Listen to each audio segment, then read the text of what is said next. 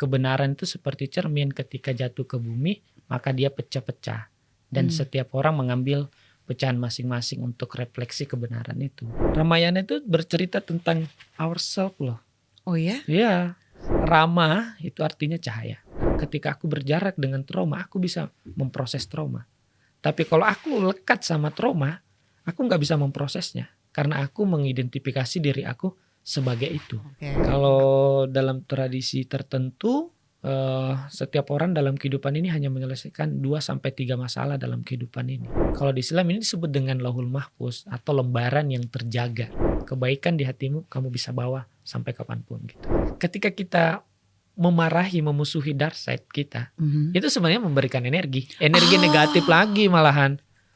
Wow, ini lumayan aha moment loh. Pada saat itu, dengan ketika dia hadir pada saat itu, maka energinya lebih besar. Kenapa energi kita kacau kan karena kita jarang hadir di saat ini, di sini gitu. Makanya penting banget sih kita selalu belajar meditasi sih. Intinya hidup ini bukan mencari jawaban, tapi bagaimana pertanyaan itu hilang. Aku latihan ya. Aku di sini saat ini begini, aku terima.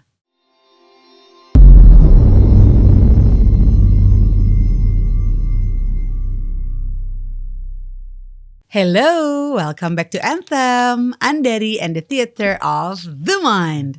Kali ini mau bahas healing lagi, awakening juga, dan kesadaran dalam keseharian. Bersama dengan seorang ustadz muda, at least lebih muda dari aku lah ya. Langsung aja please welcome Ustadz Andi Alpi. Hello. Aku panggilnya Mas Andi aja ya, kali ya. Mas Andi aja sih, lebih enak sih. Mas Andi apa kabar hari ini? Baik ya. Thank you loh udah main nih ke podcast Anthem. Sama-sama, thank you udah diundang sini sih. Tadi aku bilang Mas Andi ini adalah seorang ustadz muda. Ya. Coba dikasih tau dong usianya berapa? Usia sih masih 29 Mbak. 29. Wah itu kurang lebih aku mungkin sekitar 10 tahun yang lalu lah ya umur 29. Ingat banget waktu di umur 29 tuh juga lagi dalam fase turbulensi. Iya. Aku dulu gitu. Aku sih kayaknya lagi di fase itu juga. Oh gitu? Iya. Coba ceritain gimana nih fase turbulensinya. 29 itu kalau kita fase dimana orang akan change something kan. Jadi ini agak goyang tapi aku udah pegang core-nya. Mau kemananya itu udah gue udah dapet nih, gue gak mau. Gue tahu lagi goyang tapi gue mau stay nih, ada tempat kembalinya gitu. Oh oke. Nah boleh dong ceritain sebelumnya nih perjalanan menjadi seorang ustadz. Karena umur 29 menjadi seorang ustadz bagi aku sih itu usia yang cukup muda ya. Tapi sebenarnya tuh usia orang menjadi ustadz tuh biasanya di usia berapa sih? Kalau di Indonesia ya, kalau ustadz secara bahasa sih bahasa Arabnya sebenarnya sih artinya seseorang yang ahli pada suatu hal ya. Oke. Cuman belakangan kalau di Arab profesor aja kimia dibilang ustadz karena dia ahli gitu. Nah, belakangan di Indonesia diadopsi tuh kata ustadz. Kata orang yang ahli dalam agama. Ya karena kebetulan aja sih jalan hidup mungkin saya ngajar di sekolah ataupun pesantren, jadi akhirnya orang manggil saya ustadz. Saya nggak pernah mengklaim tapi orang yang manggil gitu. Oh gitu. Oke. Ini boleh ceritain nggak dulu emang waktu sekolahnya tuh belajarnya mulai mendalami agama Islam dong ya? Iya. Itu dari kapan sih? Dari tahun berapa? Saya mendalami perbedaan aliran dalam Islam itu sejak SMP kelas 2 dulu. Belajar sendiri karena kakak kan banyak buku di rumah. Dia bilang baca nih. Enggak menarik. Baca, disuruh baca. Akhirnya suatu hari ada semingguan tuh aku ngabisin satu buku tebalnya sekitar 700 halaman gitu. Semingguan. Itu buat aku kayak ternyata di Islam tuh ada begini gini. Jadi dulu aku pikir Islam itu solid cuman satu gitu. Ternyata setelah belajar, wow banyak banget ternyata pandangan dan pendapat di dalam Islam itu. Berapa banyak waktu itu yang dipelajarin? Itu 2 aliran besar sih. Waktu itu ada, kalau di Islam ada Sunni ada Syiah. 2 aliran itu aku pelajari dua-duanya sampai aku memahami ternyata apa yang kita pahami belum tentu orang lain pahamin gitu. Bedanya apa sih? Ya perbedaannya panjang banget sejarah. Jadi sejak awal Nabi Muhammad meninggal, jadi terjadi dua kubu. Satu perebutan kepemimpinan, siapa yang memimpin setelah Nabi. Karena Nabi Muhammad kan punya banyak people nih, banyak jamaah nih, banyak orang nih, followers gitu kan. Siapa nih yang bakal nge-leader nih followers ini nih. Aliran satu mengatakan ya kita milih tokoh yang ini. Aliran yang satu bilang enggak, Nabi udah nentuin yang ini the next leaders gitu. Tapi satu yang lain enggak, kita milih ya. Mulailah dari situ perbedaan muncul. Wah, panjang lah dan sedikit terunyum sih. Tapi yang diajarkan tuh esensinya sama gak sih? Sunni dan juga Syiah. Sunni dan Syiah, the essence keduanya sama. Mengajarkan tentu semua agama mengajarkan kebaikan. Kembali kepada yang kita sebut dengan fitrah. Our nature gitu. Ya kembali kebaikan, kindness, love, compassion dan seterusnya. Sebenarnya sama, cuman bedanya kedua ini ya tokohnya beda. Tokoh aliran Sunni tokohnya ini, Syiah tokohnya ini. Itu aja sih. Waktu itu SMP tuh di Makassar ya? Ya di Makassar. Terus pindah ke Jakarta gimana nih ceritanya? Ya pindah ke Jakarta sebenarnya actually aku tuh pengen lebih mendalami Islam sebenarnya. Makanya waktu daftar kuliah itu daftar cuman satu. Aku cuman milih sosiologi UI. Cuman gak keterima, berarti pilihan keduanya adalah mendalami Islam di pesantren. Jadi gak ada pilihan kan kalau kita daftar kuliah tuh pilihan 1, 2, 3. Pilihan 1 Universitas Indonesia Sosiologi, pilihan kedua pesantren. Pilihan 1 gak dapet tuh, akhirnya milih pesantren. Nah waktu itu berarti sampai menjadi seorang ustadz nih, sampai mengajarkan itu waktunya berapa lama sih? Itu by nature aja, maksudnya setelah belajar tuh karena memang kakek sih bisa juga emang seorang yang belajar agama, yang kakek buyut juga begitu, jadi cicitnya ya mau nggak mau juga bisa gitu, karena warisan DNA atau apapun namanya itu.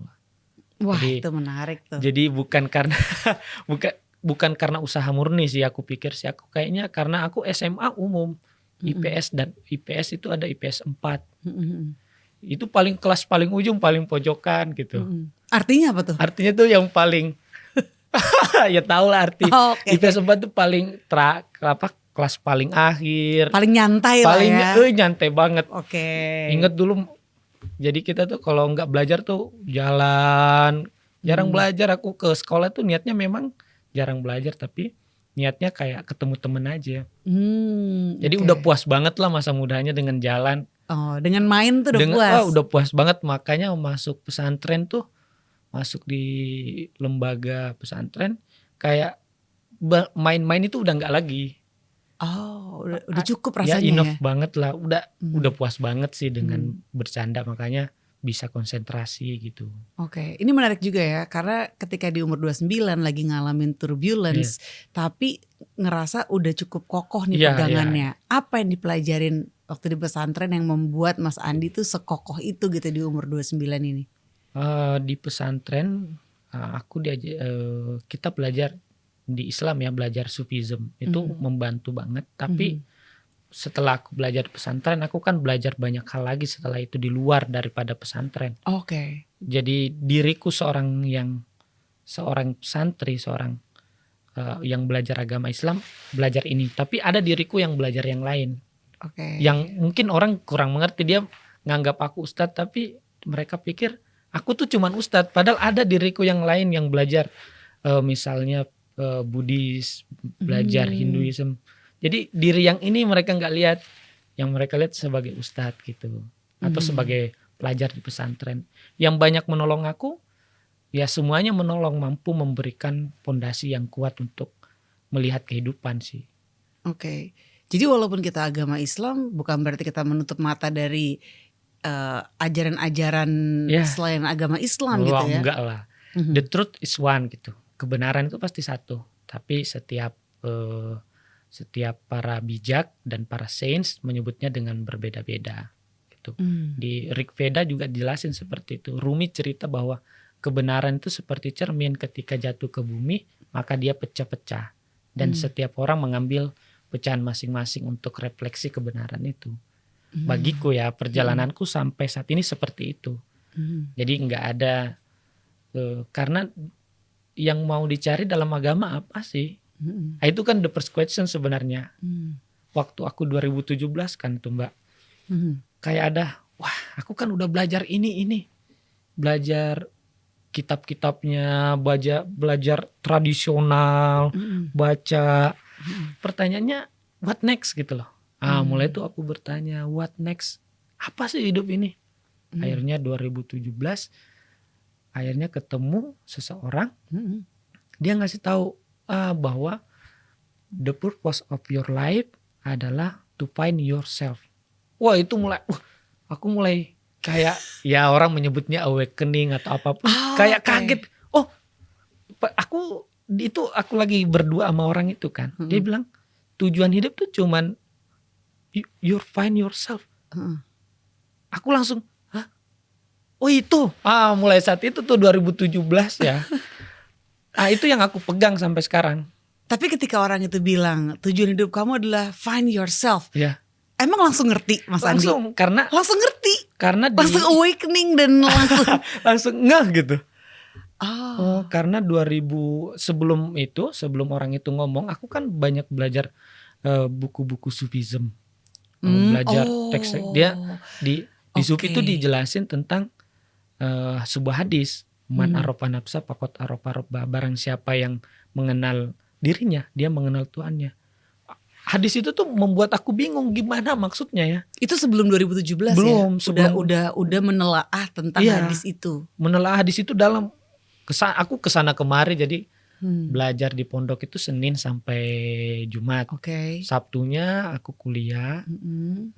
Sabtu sore aku pergi belajar di ada salah satu kiai udah terkenal banget sekarang. Itu ngajarin tentang sufism itu. Banyak banget kan. Cuman belum dapat core-nya nih apa ya. Ketemu seseorang, dia ngasih tahu bahwa cuman itu kok di hidup ini. Find yourself, udah cukup gitu. Cuman yourself itu, the self itu mesti perlu penjelasan apa gitu dalam hidup ini. Berarti pertama kali bangkitnya kayak aha gitu. Momennya gitu. Aha momennya menemukan diri sendiri dan nggak terlalu kaget karena udah pernah belajar seputar itu gitu ya bener. Sebelumnya dari hadis yang waktu itu dibaca terkait berkaitan dengan sufism ya. Nah, perjalanan untuk akhirnya menemukan diri sendirinya itu gimana? Setelah tahu kalau tujuan besarnya adalah menemukan diri sendiri. Cuma kan apakah langsung ketemu gitu? Di waktu aha momen itu itu seperti ada pengetahuan yang datang. Jadi apapun buku yang kita baca pasti akan kembali kepada find yourself itu. Apapun namanya dalam setiap tradisi agama berbeda-beda dalam menyebutnya. Jadi menemukan aha momen itu waktu itu Mbak. Jadi dia kayak ngasih aku kayak rasa. Aku udah paham banget hadisnya gini, penjelasannya gini. Cuman gak ada momen kayak gininya gitu loh. Kayak gak ada percikan dari dalam. Iya bener. Untuk kayak ini toh. Ini betul banget. Si ini tohnya tuh gak dapet. Gak dapet. Waktu aku baca bahkan sejak aku SMP baca hadis itu. Aku beli bukunya di mana-mana tentang itu. Tapi percikannya itu nggak dapatnya 2017 itu.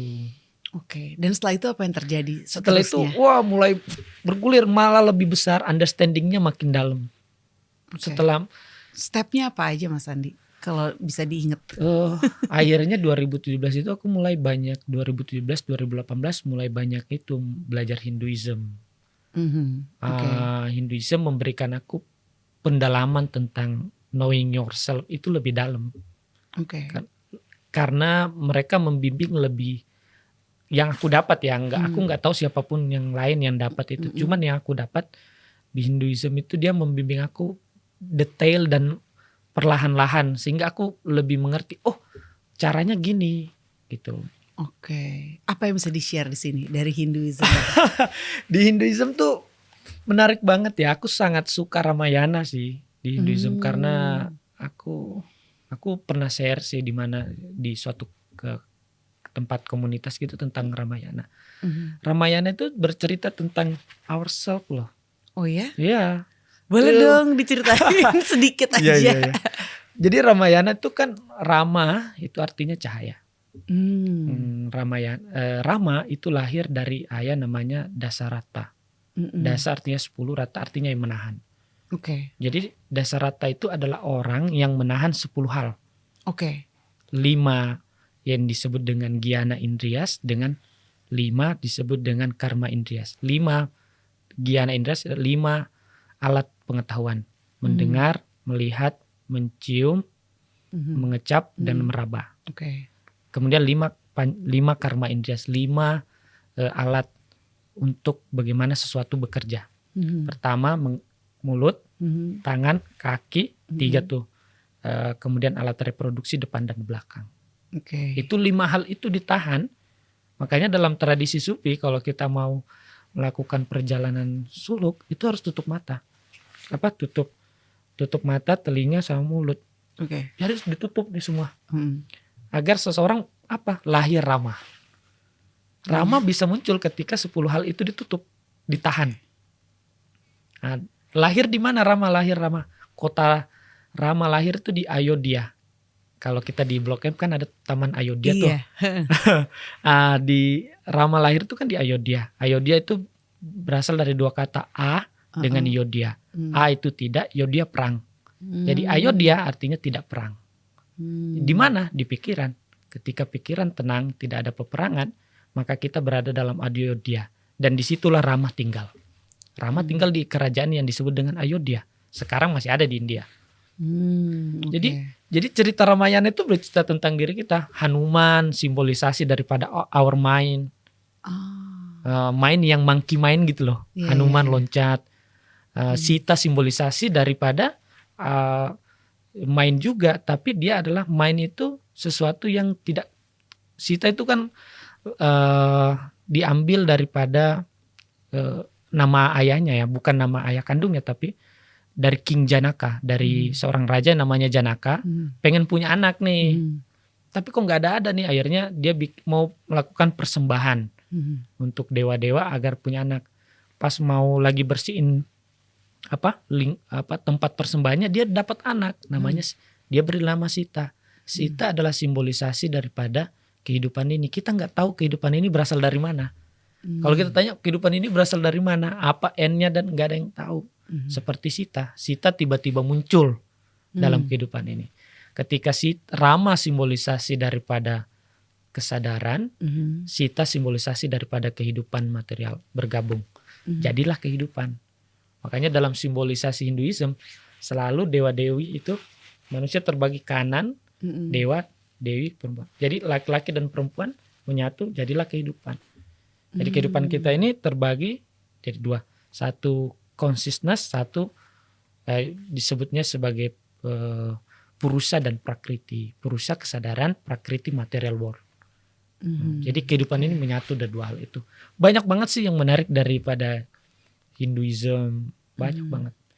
Menarik ya, karena simbol-simbol yang kita pikir itu adalah person. Iya. Kayak Rama itu kan dipikirnya Person, orang ya, gitu kan. Ya. Sita juga. Sita atau Sinta sih sebenarnya? Ya, dua-duanya boleh. Kalau di Indonesia kayaknya udah Sinta, kalau di India masih sebutnya Sita. Ya. Oke. Makanya kalau cantik tuh Sitaram gitu. Jadi gabung gitu. Terus yang aku juga sempat pelajarin baru kemarin ya tentang archangels, itu juga sebenarnya kayak simbol dari kayak zat-zat yang ada di dalam tubuh kita gitu. Kayak fosfor lah, kalsium lah gitu.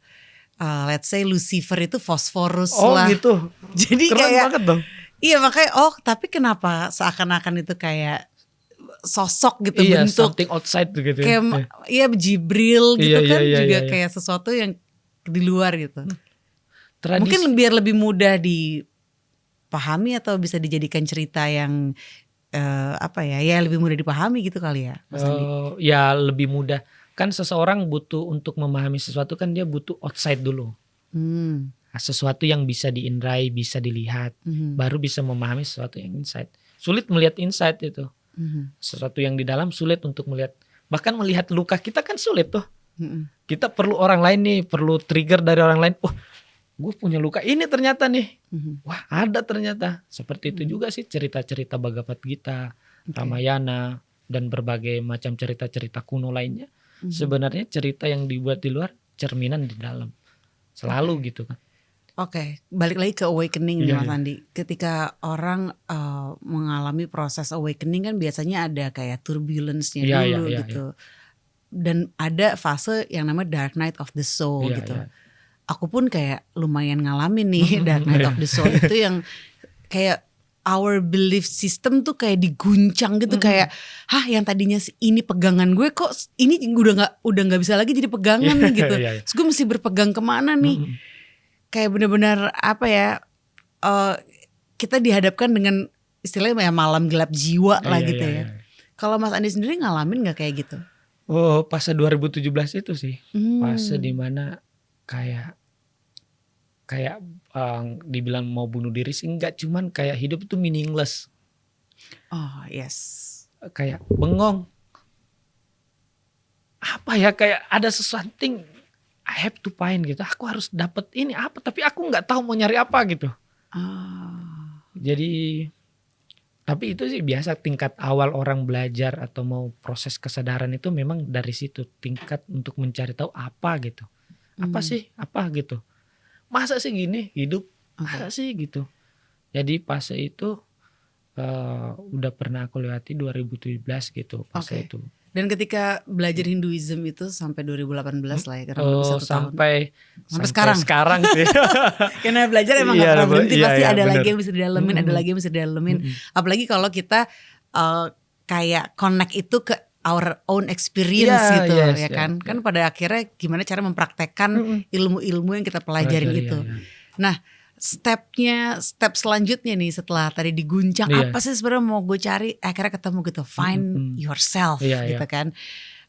Perjalanannya itu sambil belajar Hinduism juga pada waktu itu sambil kayak ada gejolak-gejolak lagi gak sih di dalam diri yang akhirnya harus diselesaikan, kayak let's say mungkin luka-luka batin kayak trauma gitu. Mas Andi juga kayak mengamati itu gak dalam diri? Akhirnya seiring jalan waktu, jadi ketika kita sudah mengalami kayak gue dapet nih, tapi itu kan belum selesai ya, hidup ini terus going on ya, terus berjalan. Akhirnya ternyata aku juga punya luka ternyata. Jadi ada luka trauma waktu aku aku mulai memprosesnya 2022 sih, 2023. Oh gitu? Ya. Cukup lama ya? Iya lama, cuman kan gini, orang sulit banget mengerti bahwa dia punya trauma. Sulit ngerti, kecuali dia ke-trigger. Jadi waktu itu aku kan ke-trigger seorang yang itu datang tuh. Orang yang itu lagi? Dia datang ke Jakarta, ke Jakarta ketemu lah. Tapi dalam hati duk kok gitu ya, lebih deg-degan gitu. Tapi aku udah ngamatin nih, kok ada ini. Ini orang yang mana nih Mas Andi? Orang lain lagi? Ya ayahku. Ya ayahku. Jadi ayah. Dia masa kecil lah, ya inner child lah waktu itu, dateng kan ke Jakarta, tapi aku kan nemenin kesana kemari. Ayah dulu pernah di Jakarta, nostalgia lah, aku bawa ke keluarga. Dak-dik-duk, ada apa ya? Tapi aku udah mulai mulai aware. Oh ada nih. Jadi mulai itu aku ajak ngomong tuh si yang itu, is okay, itu bukan masalah. Nggak apa-apa, itu ayah dulu memang begitu. Jadi aku kasih understanding sama si Andi yang kecil itu. Ya ngasih understanding, ngajak journaling, ngajak ngomong. Journaling paling sering aku menjournaling kisah-kisah itu kembali lagi. Jadi memang untuk kita tahu trauma kita tuh mau nggak mau ya kadang memang harus nunggu trigger datang ya. Iya. Kalau kayak dengan kontemplasi gitu, pernah nggak Mas Andi kayak menyadari rasa emosi yang terjebak gitu di dalam, dengan kayak berkontemplasi aja? Itu agak sulit karena kan kita kan ingat ya waktu kita pertama kali ketemu kan kita bahas itu tuh benih. Di buku Understanding Our Mind itu kan kita bahas benih. Jadi ketika benih itu tidak muncul, kita nggak ngerti apa yang ada yang tersimpan di our store consciousness itu, di gudang kesadaran atau di unconscious mind kita, di alam bawah sadar. Kita nggak ngerti. We need others in our life untuk to see. Kan sering banget kita dapat quotes kan bahwa orang lain itu refleksi dari diri kita. Gitu banget. Gitu aja sih. Jadi kita butuh banget orang lain. Tapi kita bisa ngamatin sih gejala-gejala dalam hidup kita sehari-hari. Kalau kita sering marah, uring-uringan, berarti ada sesuatu yang salah tuh. Ini harus diketahui, ini uring-uringan misalnya atau suka marah, dia nge-refernya ke siapa? Ke siapa dia sering marah ini, ke siapa? Kan biasanya kan pasti di inner child itu kan. Iya, aku jadi inget juga pengalamanku pertama kali guncangan itu atau the first awakening kurang lebih di tahun 2015 lah ya. Tapi baru menyadari aku tuh ada fear of judgment itu di tahun 2023 karena bener the triggernya itu. Sebenarnya dirasa sih udah sering, tapi nggak bisa diakuin. Untuk mengakui itu beda cerita ya. Untuk benar. Butuh kayak keberanian untuk oke, gue ada rasa takut dijudge nih. Iya. Nah, setelah Mas Andi tahu traumanya itu, cara untuk merilisnya atau mengatasinya itu gimana sih Mas Andi? Memprosesnya lah, itu kan mau gak mau harus diproses ya. Tentu kalau sekali proses gak bisa ya, kan dia memori yang tertanam, bibit yang dalam tertanam dalam, kan dia sudah mengakar. Memprosesnya perlu waktu itu. Aku sering journaling tentang hubungan aku dengan ayah kan, aku sering journaling. Aku mengingat ibu, keluarga waktu masa kecil. Waktu itu paling penting adalah kita nggak mengidentifikasi diri sebagai sosok itu. Itu paling penting sih. Karena semakin kita gimana sih kalau misalnya gini nih, aku bisa ngelihat gelas ini karena aku berjarak. Sama juga ketika aku berjarak dengan trauma, aku bisa memproses trauma. Tapi kalau aku lekat sama trauma, aku nggak bisa memprosesnya. Karena aku mengidentifikasi diri aku sebagai itu. Aku sebagai orang yang takut dijudge gitu. Nah, itu sulit prosesnya, nggak akan bisa.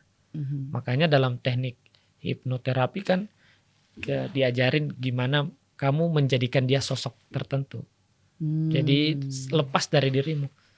Makanya teknik kita sehari-hari harus selalu belajar tentang mana diriku, mana bukan diriku gitu. Seperti memori kan, dia memori. Cuman ini kuat banget nih karena ada rasa sih. Memori itu bisa kuat karena ada rasa aja sih. Jadi proses aku kan mengamati rasa dulu tuh. Marah, kecewa, sedih sama ayahku ya. Tapi aku ngerti banget ayahku bukan orang yang jahat. Aku ngerti banget ayahku bukan orang yang sengaja melakukan itu. Ayahku juga, aku ngerti banget ayahku orang yang sangat baik.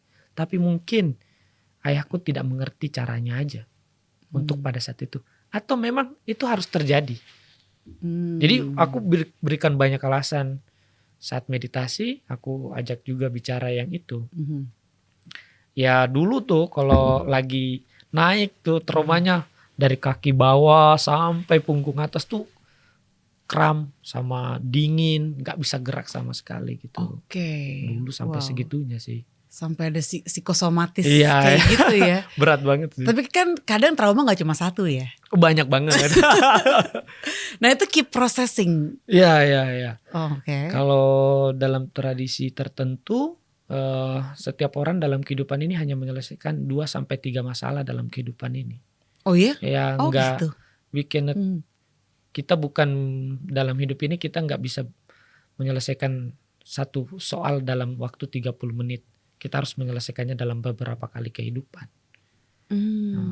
Karena segala sesuatu tercatat. Ini boleh dijelasin ya, dielaborate nih, segala sesuatu tercatat. Iya. Ini ada kaitannya dengan yang waktu itu kita pernah bahas tentang Lauhul Mahfuz. Lauhul Mahfuz. Boleh dijelasin sedikit dong Mas Andi. Jadi waktu itu kan kita sedang belajar sama temen ya tentang unconscious mind dari Carl Gustav Jung dan para psikoanalisis lainnya kan. Tentang unconscious mind. Aku lagi nyari kosakata itu kira-kira di Islam apa gitu ya. Tentang unconscious mind gitu. Kalau di Buddhism kan disebut dengan apa yang kemarin kita pelajari itu stored consciousness. Stored consciousness, oke. Ya, gudang kesadaran. Aku mulai nyari kan. Aku pikir kayaknya mungkin kalau di Islam ini disebut dengan Lauhul Mahfuz atau lembaran yang terjaga. Lembaran yang terjaga ini kalau di surah Yasin ya dikatakan bahwa kamilah yang menghidupkan orang yang mati dan kami menulis apa yang mereka pernah perbuat dan apa dan asar atau peninggalan yang mereka lakukan dan juga segala sesuatu kami catat di Lauhil Mahfuz. Tapi di Al-Quran itu dia bilang bi imami mubin. Dia menyebut Lauhul Mahfuz sebagai imam, sebagai pemimpin. Karena Lauhul Mahfuz lah yang menentukan segala hal. Jadi apa yang tercatat di Lauhul Mahfuz itulah yang muncul dalam kehidupan ini.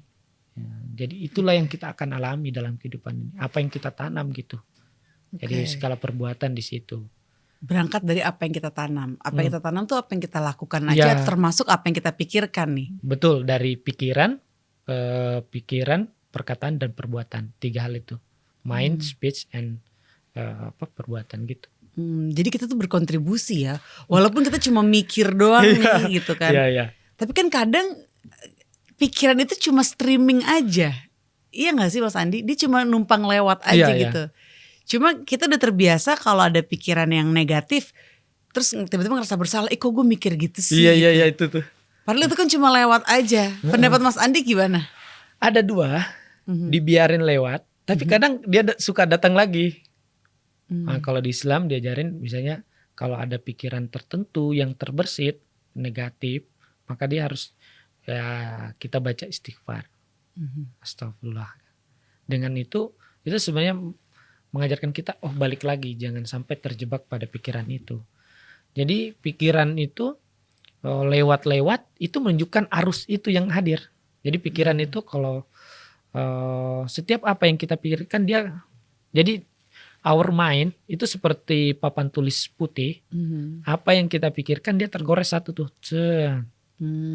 Datang lagi, nambah lagi, tebel tuh goresan. Tebel. Ketika dia udah tebel banget, nggak mungkin dia bisa berubah dalam waktu singkat. Oke. Jadi kalau ada orang yang tiba-tiba aku mau hijrah deh, aku mau meninggalkan yang baru, kamu nggak bisa meninggalkan yang baru, kamu cuma berganti pakaian tapi tetap membawa arus yang sama aja. Karena bukan di luaran yang berubah, harus dari dalam yang berubah. Oke. Jadi stepnya gimana tuh? Yang pasti kan kita harus mengerti cara kerja pikiran dulu kan. Coba Mas Andi, cara yang udah dipelajarin. Karena waktu itu pertama kali ketemu sama Mas Andi, kita lagi ngebahas sebuah buku ya terkait understanding mind gitu. Nah apa yang bisa di-share nih Mas Andi tentang cara kerja pikiran? Karena kan aku baru waktu itu kayak 2 kali pertemuan lah ngebahas itu ya. Kalau Mas Andi kan kayak udah baca bukunya berkali-kali nih. Enggak juga sih. Cuman pikiran itu, mental itu kan memproses. Dia menangkap, memproses, menerima, mengelola, merekam, dan menyimpan. Pikiran itu begitu. Jadi bagaimana kita bisa memahami diri kita, memahami our mind. Kalau di Hinduism, mind itu artinya jiwa. Pikiran itu adalah jiwa kita. Jadi kualitas jiwa kita itu bergantung pada our mind. Jadi nggak usah nanya lagi gimana ya jiwa itu di mana ya? Jiwa itu your mind. Makanya orang sakit jiwa bukan sakit jiwanya tapi sakit pikirannya kan. Rumah sakit jiwa bukan berarti jiwanya sakit tapi pikirannya. Jadi yang dimaksud dengan jiwa itu our mind. Jadi mind ini kan kayaknya di Islam tuh juga dibagi-bagi tuh. Jiwa atau nafsu itu dibagi levelnya. Tergantung kualitasnya. Kembali gimana memahaminya, bagaimana keluar daripada itu. See your life. Lihat hidupmu gimana. See your respon. Lihat responmu ketika bertemu dengan orang. Lihat responmu ketika dalam keadaan masalah. Makanya kalau dalam Islam tuh suka disuruh bikin catatan harian dibaca sebelum tidur. Oh, Islam menyebutnya muraqabah. Muraqabah itu keawasan, ngawasin nih. Seharian gue ngapain ya? Oh ini kok bisa gini ya? Ah itu mulai tuh. Oh ada begini nih. Jadi Islam tuh ya mungkin lebih tepatnya journaling lah. Journaling harian tuh penting banget. Jadi kalau ulama-ulama dulu tuh dia punya saku tuh. Di sakunya hari ini aku ngomong apa ya? Dicatat. Nanti di akhir sebelum tidur dievaluasi. Oh kok ini muncul ya? Dari mana ya? Ah begitu tuh. Jadi journaling tuh penting banget sih. Jadi orang-orang dulu kan suka bikin buku diari ya. Iya. Nah aku tuh pernah tuh di posisi yang mengevaluasi diri sebelum tidur. Iya. Jadi tapi sempet kepikiran juga bahwa itu tuh bagian dari overthinking gitu. Oh. Karena abis dia evaluasi sambil diinget-inget gitu, tadi gue gini. Kenapa sih kok gue gitu sih? Iya. Ada rasa gemasnya sendiri gitu. Nah gimana sih sebaiknya kita menyikapi sesuatu yang sudah terlanjur terjadi gitu kan. Sambil kita mengevaluasi untuk menjadikan diri lebih baik. Tapi tanpa harus kayak berlama-lama menyesal gitu. Atau kayak merenungkan itu tuh terlalu membawa kita jadi kayak gak move on gitu. Tergantung sih ya. Kalau orang yang suka galau itu biasanya kualitas makanannya juga berpengaruh banget sih. Jadi kehidupan itu kan dibagi. Jadi kehidupan ada namanya rajas, tamas dengan satvik. Tamas itu artinya low. Kemudian rajas itu yang hiperaktif. Ada yang satvik tengah-tengah. Tenang gitu. Jadi orang itu tergantung dia punya jiwa low. Kalau dia low banget kayak overthinking dan sebagainya, itu sulit banget dia cepat bisa move on dari apa yang dia alami. Nah, karena itu bisa berasal dari makanan, tontonan. Misalnya kalau kita sering nonton, maaf ya, drama Korea, itu kan banyak low-nya banget ya, banyak sedihnya. Itu kan yang paling, aku nggak tahu persis sih, cuman aku pernah nonton dikit, cuman aku lihat ini banyak yang disebut dengan tamas. Dia low banget, sedih, meresapi. Nah, itu kan konsumsi kita di pikiran. Itu yang membentuk hidup kita. Jadi kalau konsumsinya begitu, apalagi makanan junk food atau apa, itu mempengaruhi banget bagaimana kita punya pikiran bertindak gitu. Makanya perhatikan makanan dengan apa yang kita tonton. Intinya segala yang kita konsumsi itu harus diperhatikan banget tuh. Kita tonton, kita dengar, kita makan gitu ya. Temen aja harus dilihat. Temen gimana nih jenisnya nih temen nih. Kalau temen jenisnya yang stabil, itu bagus banget. Ada yang terlalu lembut, terlalu down, ada yang terlalu hiper. Nah, itu pembagian dalam sifat-sifat jiwa di dalam Hinduism ada seperti itu. Jadi intinya jadi orang jangan terlalu lugu-lugu amat lah gitu ya. Harus mengerti lah. Harus paham lah jenis-jenis orang gitu. Jenis-jenis informasi. Begitu sih. Ini penting banget sih menurut aku untuk sebagai pondasi. Fondasi sebagai seorang manusia gitu ya. Harus penting banget sih. Jadi banyak banget sih orang tuh kadang kita mau healing sebenarnya pengen cepat selesai dari masalahnya kan. Tapi kita gak punya pondasi bagaimana melihat masalah. Jarang orang melihat, paling jarang banget kita dapat orang yang mampu punya pondasi ketika ada masalah. Jadi langsung gue mau sembuh nih, gue mau selesai, gitu mau instan. Tapi yang paling penting tuh kalau di dalam Buddhism, you have understand what is life gitu. Apa hidup ini gitu. Itu penting banget sih. Arti healing untuk Mas Andi apa sih? Arti healing tuh bagi aku ya, bahwa kita udah lepas dari rasanya.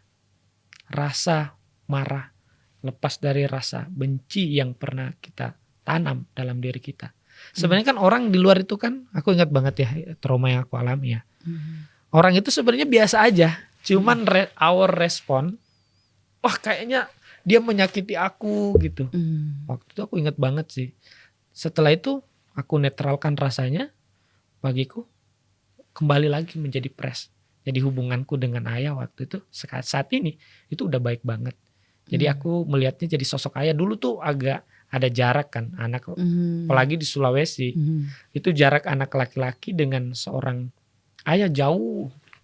Jadi jarang yang sangat dekat jaraknya. Aku nggak tahu di Indonesia, tapi begitu yang aku alami di Sulawesi gitu. Oke. Nah untuk proses healingnya sendiri nih Mas Andi. Iya. Ingat gak waktu itu kayak butuh berapa lama tuh sampai akhirnya bisa benar-benar lepas lah dari rasa itu gitu. Praktisnya apa aja sih yang harus dilakuin? Karena kan itu kadang sedetik bisa, detik berikutnya aduh lagi. kita terjerat lagi Iya, gitu iya. sama perasaan itu gitu. Apakah akan kayak gitu terus gitu? Atau ada praktisnya yang harus kita lakuin sehari-hari supaya lebih tangguh lagi gitu mengatasinya? Waktu itu aku alamin nggak bisa cepat, cuman ya mungkin waktu butuh setelah healing tuh butuh waktu sebulanan untuk benar-benar dia kan ketika kita healing tuh segini nih, misalnya nih Rasa rasa keselnya. Kan nanti kalau kita kan belajar ditanya tuh dari skala 1 sampai 10 skala keselnya berapa? Misalnya 10. Jadi ketika kita healing paling enggak dia jatuh normal jadi 5. Seiring waktu dia akan terus menipis. Ini kalau kita belajar kemarin benih itu tidak kita siramin. Jadi healing itu membuat dia kembali ke posisi di mana kita bisa healing sendiri. Jadi memang prosesnya nggak bisa tiba-tiba 100% tuntas gitu. Tapi sebuah proses waktu. Paling enggak, makanya dalam teknik healing sekarang tuh banyak orang misalnya mau healing dia belajarnya meditasi. Karena dengan meditasi dia bisa, gue nggak butuh lagi orang lain untuk seorang terapis gitu. Atau gue nggak butuh lagi seorang hipnoterapis untuk bantu gue. Karena aku bisa tahu toolsnya nih untuk nyelesain sendiri. Oke. Jadi kalau bantuan dari orang lain itu tuh mungkin untuk awalnya aja gitu ya. Iya. Coba pada akhirnya kita Harus mau sendiri. Harus sendiri, menghadapi sendiri. Menghadapi apa yang kita alami sendiri itu penting banget sih. sama kan kalau kita mati kan juga ntar sendiri. Iya sendiri. Makanya tadi sebelum aku kesini kan aku ngajar. Aku nanya murid-murid kan. Apa yang kamu prepare untuk kematian gitu. Wow. Itu bagus sekali Iya. pertanyaannya. Itu paling aku sering tanya. Apa yang kamu prepare ketika badanmu udah gak ada gitu. Nah, aku selalu nanya anak-anak kan. Bahwa yang paling penting adalah kamu menjalani hidup dengan bahagia gitu. Di hidup ini ya. Bukan berarti penderitaan gak ada. Tapi kamu harus selalu memilih kebahagiaan dalam kehidupan ini gitu. Karena itu yang kamu bisa bawa. It's in your heart. Apa yang ada pada badan kita, harta, teman, pasangan, corporate atau apapun, kamu gak bisa bawa. Tapi kebaikan di hatimu kamu bisa bawa sampai kapanpun gitu. Makanya aku selalu ngajarin anak-anak tuh berbuat baik, misalnya pungut sampah. Pungut sampah, bersihin kelas, ngerapin kelas. Kan kalau Mbak Andari bersihin rumah nih, setelah rumah bersih rapi, seneng gak? Iya. Itu karena cakra jantungnya aktif. Kebaikan disimpan di situ tuh. Kebaikan disimpan di sini. Makanya kalau seorang guru ngelihat orang baik, ngelihatnya ke dada gitu. Karena di sini kebaikan tersimpan. Jadi orang baik itu bisa dilihat cakra jantungnya besar atau kecil. Kalau kecil berarti ya aku nggak mau menyebut itu. Berarti kita perlu berlatih ya untuk memperbesar cakra jantung itu ya. Dengan berbuat baik. Apapun ya. Makanya kalau kita sholat dalam Islam itu ada versi ya. Ini salah satu versi ya. Aku nggak bilang ya. Ada yang orang nyimpan sholatnya di dada gitu. Karena dia mau mengaktifkan cakra jantung. Ini diaktifkan. Karena ketika kita menyentuh dada, cakra jantung aktif. Nah, ya makanya kalau aku ngajarin ke anak-anak pungut sampah atau apa, gini loh. Touch your heart, take. Ya biar ini gitu. Atau ketemu orang begini gitu. Sebenarnya untuk ini yang lebih luas sih. Cakra jantung sih. Ini menarik sekali ya. Karena kalau tadi mungkin Mas Andi cerita trauma itu terkait dengan hubungan dengan orang tua, dengan ayah gitu ya. Balik lagi, gimana hubungan kita dengan orang lain itu kan cerminan dari hubungan kita ke diri sendiri. Iya benar. Iya gak sih? Nah yang berat itu juga kadang kita dihadapkan dengan diri kita yang sulit diterima gitu.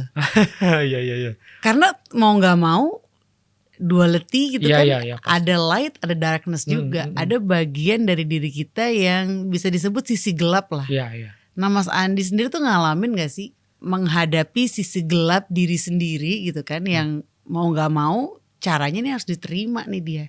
Karena kalau enggak dia akan balik lagi gitu. Sisi gelap itu sepanjang hidup akan selalu ada. Selalu akan ada. Misalnya dark side itu kan selalu kita sembunyiin sebenarnya kan. Kita tampil di depan orang dengan sisi light atau sisi cahaya. Tapi dark itu kan sering kita sembunyiin. Paling utama dalam itu adalah acceptance, total acceptance. Jadi benar-benar menerima. Inilah makanya penting banget sih belajar tentang apa yang kita bahas, understanding mind itu penting banget. Karena kita mengerti, ya emang gue begini.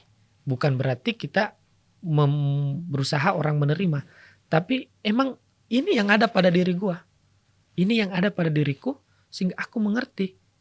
Oh, kalau kita deny kan, yang dark side itu kan dia nggak bakalan hilang, tapi ketika kita terima, maka kita bisa memprosesnya. Seperti kalau kita sakit gigi, kalau sakit giginya terus kita marah-marah, itu nggak bakalan hilang. Tapi ketika kita belajar tenang, menikmati sakit giginya, melihat sakit giginya, perlahan redup. Sama juga dengan pikiran.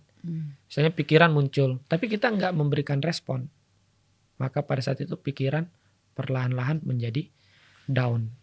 Sama juga dengan dark side itu, diterima, diayomi, dan diberikan kesempatan untuk hadir, tapi tidak memberikan dia energi lebih. Oke, kayak gitu caranya ya. Memberikannya itu bahaya banget sih, memberikan energi. Misalnya ketika kita memarahi, memusuhi dark side kita, itu sebenarnya memberikan energi negatif lagi malahan. Wow, ini lumayan aha moment loh. Iya. Karena ya ada lah pengalaman juga ketika mengenal sisi gelap diri, terus akhirnya ditinggalkan aja gitu. Udah ditinggalkan, udahlah gue udah berubah. Gue udah berubah, gue udah bukan dia yang itu lagi. Dia yang itu udah kemana tahu deh gitu. Udah gak mau dilihat lagi. Tiba-tiba muncul lagi. Ketika dia muncul lagi, terus kayak kita embody. Kayak apa ya? Karena kita tidak mengenal dengan baik dan tidak menerima si sosok itu yang juga bagian dari diri kita, akhirnya kita kayak menghindar, tapi justru malah kita memberikan energi lebih untuk dia gitu. Atau dia kayak dapat celah untuk akhirnya membuat kita kayak terjerat gitu dengan bagian diri yang itu. Jadi memang mengakui dan menerima itu penting banget ya. Mengasuh penting. Mengasuh. Mengasuh. Mengasuh dengan cara menerima dulu, kemudian memberikan understanding. Paling penting understanding ke sisi kita yang itu. Karena kemungkinan sisi yang itu juga bagian dari trauma kita juga. Iya, bagian trauma kita, bagian daripada jiwa kita juga yang hidup. Jadi kita kan punya banyak persona ya. Itu tergantung yang mana yang mau kita sirami. Tapi ini tidak boleh diberikan apa? Ini paling bagus sih sebenarnya cinta. Menyiraminya trauma itu diberikan cinta sih. Itu paling bagus sih. Jadi kita ingat momennya, momen tertentu, terus kita sapa dengan hati, kirimkan cinta dengan apa yang pernah terjadi situ. Cinta dan understanding selalu tuh berhubungan tuh dalam hidup ini. Understanding and love. Ini dua hal ini yang saling penting banget. Kita nggak cukup dengan understanding orang, tapi we have to love others gitu. Kita harus mencintai orang juga. Sama juga dengan trauma kita, luka kita. Kita harus mengerti.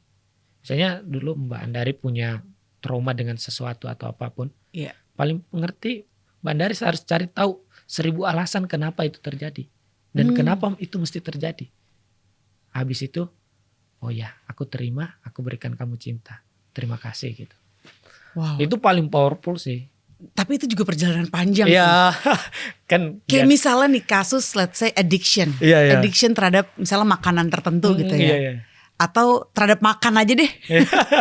Kayak gue pengen menghindari sesuatu yang harus gue lakuin nih. Akhirnya gue makan aja dulu deh, Iya, makan gitu. Atau mungkin ada rasa nggak enak, akhirnya lari ke makan gitu. Iya.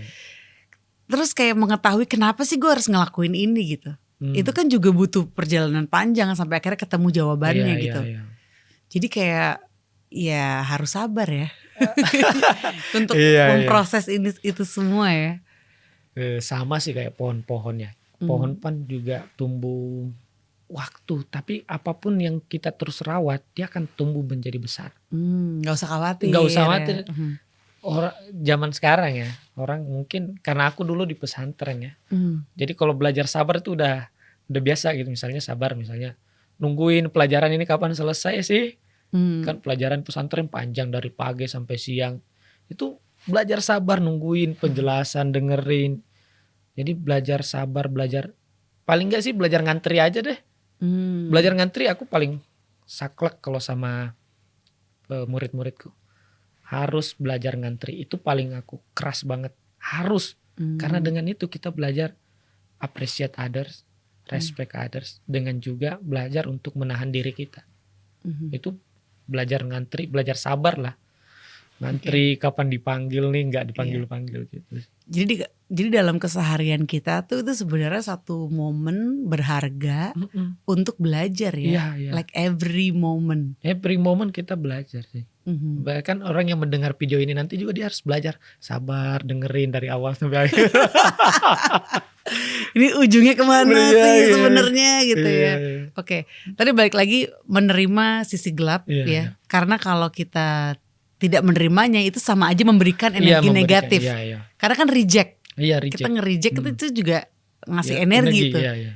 Jadi dengan ibaratnya tangan terbuka, membiarkan dia hadir dan ya kalau bisa memberikan cinta kasih gitu kan.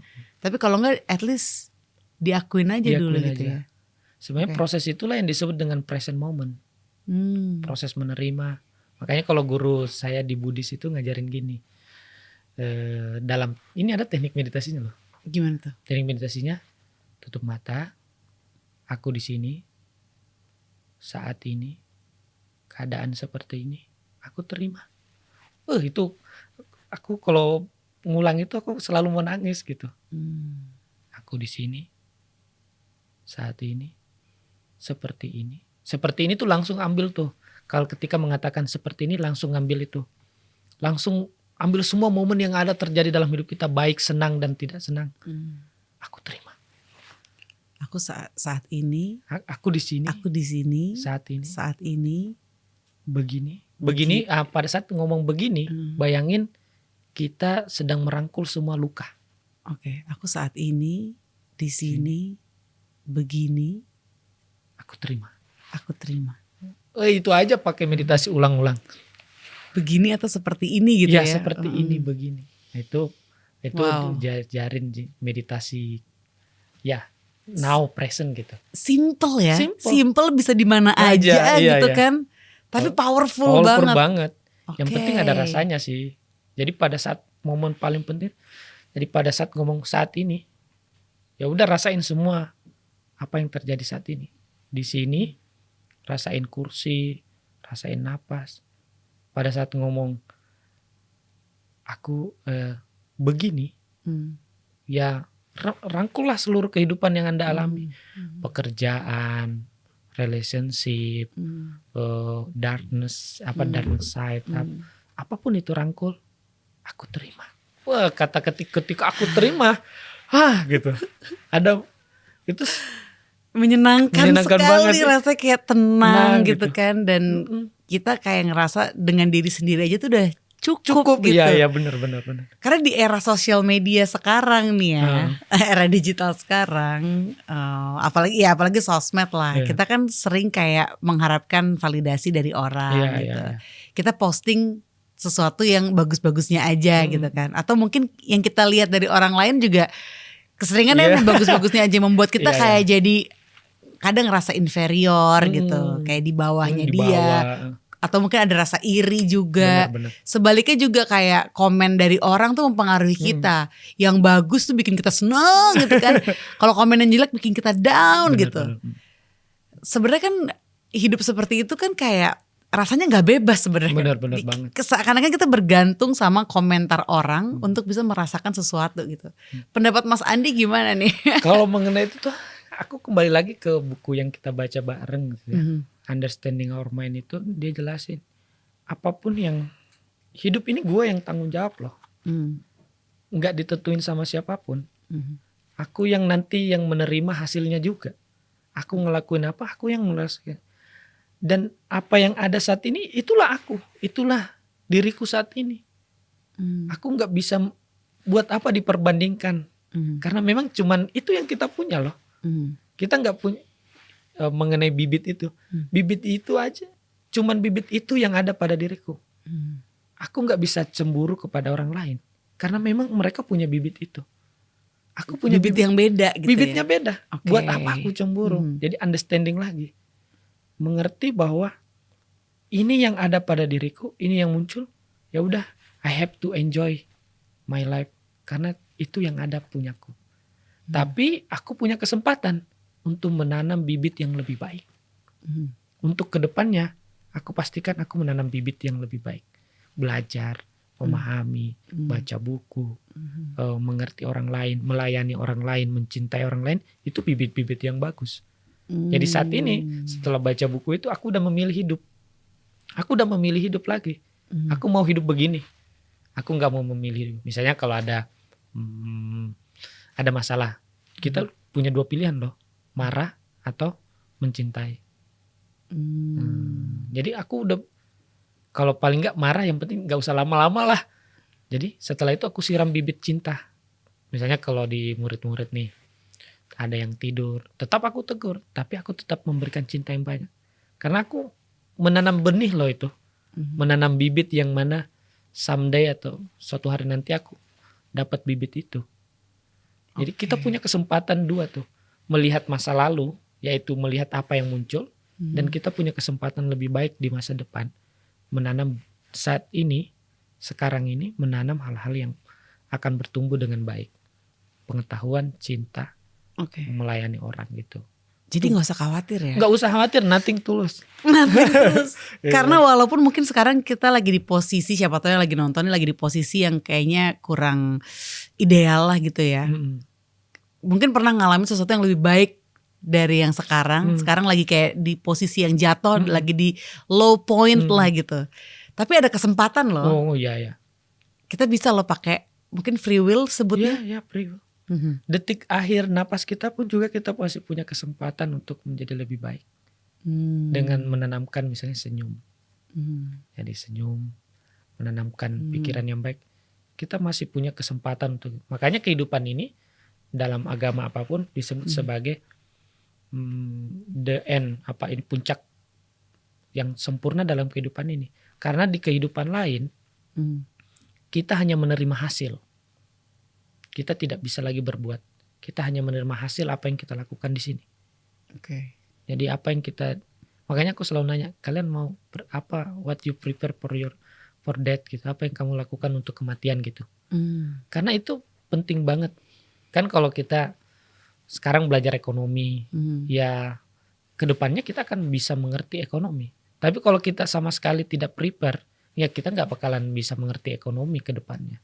Nah, sama juga dengan hidup ini. Apa yang kita prepare di kehidupan ini, itu cerminan kehidupan kita selanjutnya. Jadi mengetahui masa depan gampang banget sih. Simple sih sebenarnya.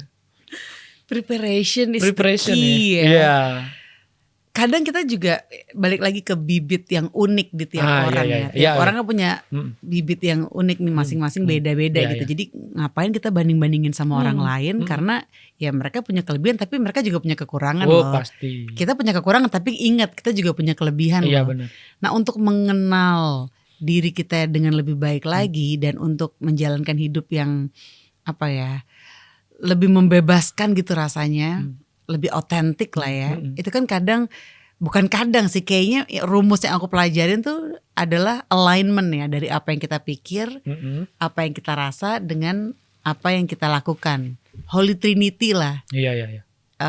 Dari yang aku pelajarin itu salah satu Holy Trinity tuh itu gitu. Apa yang kita pikir, apa yang kita rasa, dan apa yang kita jalankan atau kita lakukan itu tuh searah gitu, align gitu. Nah Mas Andi ngerasa udah di alignment itu gak sih? Aku misalnya kan kan kakak aku kan jadi pengusaha, kerja apa. Terus aku kan di pesantren, tiba-tiba jadi guru. Oke. Sekarang dan ketika aku menjalaninya, aku menemukan kedamaian dan aku menemukan hidup. Dan pada saat itu aku merasa, oh iya ini jalan hidupku. Dan aku udah merasakan, ya udah bahwa aku memilih untuk hidup sebagai seorang, anggaplah mungkin teacher gitu, bukan guru tapi seorang teacher, seorang guru yang bisa berbagi sesuatu tentang hidup ini. Makanya kalau di murid-muridku itu aku dikenal suka cerita karena aku sering membagikan kisah-kisah hidup gitu. Jadi aku udah merasa cukup bahwa aku memilih sebagai seorang guru dalam hidupan ini untuk menjalani hidup. Jadi tadi apa yang kita pikirkan, aku kan pikirkan bagaimana hidupku bermanfaat. Kemudian apa yang aku ucapkan dan apa yang aku perbuat itu sudah sejalan. Ketika aku berposisi dengan apa yang benar-benar kayaknya ini jalan hidupku gitu. Menemukan jalan hidup itu penting banget sih. Itu prosesnya Mas Andi gimana tuh? Ada challenge juga gak sih sampai ke titik ini gitu? Kayak gimana ya? Kayak ada tantangan kadang-kadang. Wah, jadi pengusaha aja deh. Kayak bantuin kakak besarin bisnisnya gitu. Tapi aku tuh merasa, walaupun aku suka juga bisnis ya, juga. Tapi aku merasa di sini tuh aku hidup dan aku bisa bermanfaat bagi banyak orang. Dan aku bisa melakukan sesuatu yang benar-benar aku gitu. Dalam hidup ini gitu. Makanya aku seneng banget ngajar sih. Makanya diajak apapun, yang penting pengajaran, aku seneng banget. Nah ini kayaknya soalnya suka dialamin apalagi sama anak muda gitu Iya, bener. Shifting kerjaan lah, kayak apa gue pindah kerja aja ya gitu, apa gue ganti profesi aja ya gitu.